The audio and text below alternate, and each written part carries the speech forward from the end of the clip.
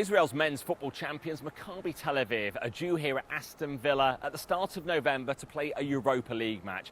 But there are growing calls to ban Israel from international football over the conflict in Gaza. A group of United Nations rapporteurs, advisory experts, are calling on FIFA to take action against Israel. Their focus is a UN body accusing Israel of committing genocide in Gaza over the last 2 years. These accusations are denied by Israel, but certainly pressure is stepping up from these UN experts. I think that when we talk about teams, national teams, not individual athletes, of states that are subject to valid claims of genocide, yes, this is where this is for sure a red line.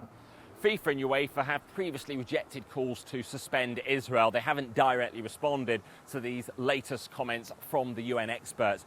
But I do understand that the top levels of European football's governing body, there are discussions about Israel's status in its competition. What FIFA and UEFA have to weigh up is the action they took against Russia following the full-scale invasion of Ukraine in 2022, and whether or not there are any similarities in terms of the need to take action against Israel, given the mounting death toll in Gaza. This is all putting Aston Villa in a very challenging situation. As it stands, Israeli teams are not banned from European competitions, but they're facing calls to potentially boycott this match against Maccabi Tel Aviv in November.